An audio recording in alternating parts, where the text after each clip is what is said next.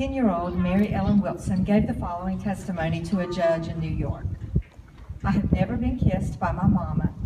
I have never been taken on my mama's lap and caressed or petted. I never dared speak to anybody because if I did, I would get whipped. She then disclosed that these routine whippings were with a rawhide. Mary Ellen found herself in front of a judge because neighbors and members of the community often heard cries and whimpers from an apartment and saw a little girl who often looked battered. The girl didn't speak and walked with her head down. Concerned citizens and advocates for children devised a plan to go in and check on the girl. One of the advocates entered the apartment under the pretense of a census worker. Once inside, she found the 10-year-old in threadbare dress, very thin and beaten black and blue. Mary Ellen's biological parents were deceased, and she was living with a caregiver who she referred to as Mama. Remember, Mary Ellen said she didn't speak to anyone because she would get whipped. When I read this statement, it reminded me of the old adage, children should be seen but not heard. I want you to think about that for just a moment.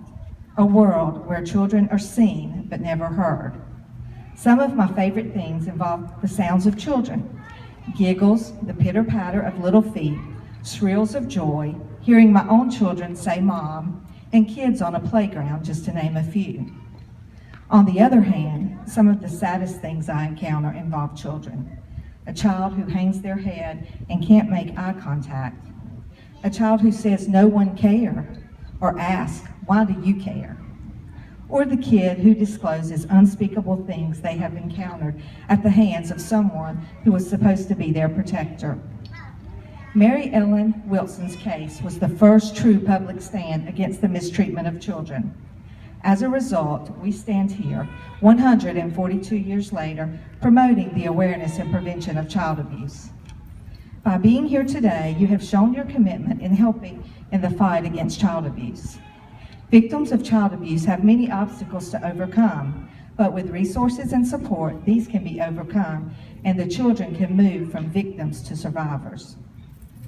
Christopher Reeve, best known as Superman, once said, "A hero is an ordinary individual who finds the strength to persevere and endure in spite of overwhelming obstacles." In 2008, Prevent Child Abuse introduced the pinwheel as the national symbol for child abuse prevention. The symbolic meaning of the pinwheel is to turn one's luck around. In fact, Chinese culture believes the pinwheel is an instrument to turn obstacles into opportunities. That reference alone is the perfect reason to choose the pinwheel as a symbol for prevention and awareness of child abuse. But let's take a minute to look a little closer into why the pinwheel is so symbolic. Looking at the pinwheel, it's colorful, shiny, cheerful, and its simplicity depicts innocence. It's strong, yet delicate, making it easily broken, fragile even. It's enduring and unchanging. All of these are qualities of young children.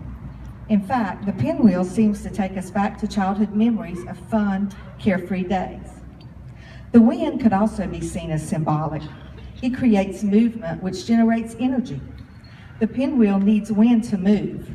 Children need advocates to make a positive difference in their lives. Just like the wind can move a pinwheel, it can also bring it to an abrupt halt. Many times as advocates, we feel the frustration of helping a child move forward only to experience a period of time where there is little to no progress. If you are a direct service worker, depending on where you are in your career, you have probably felt that you are just spinning your wheels. It happens to all of us. Most likely the time will come sometime down the road, maybe years later, that you will discover that you did make a difference.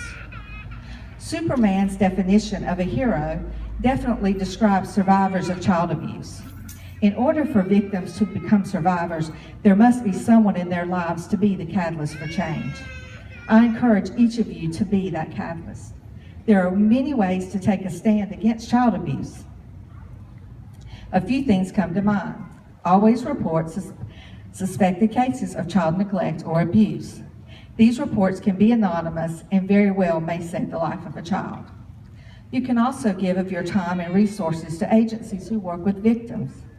Or if you want to get directly involved, you can become a foster parent. I would like to conclude by telling you that Mary Ellen was removed from her home and placed with a loving foster family. She grew up, married, became a mother and grandmother, and lived to the age of 92. Her children and grandchildren described her as gentle and loving. While I believe Mary Ellen was a hero, I think she would say the true heroes are those who helped her escape the cycle of violence.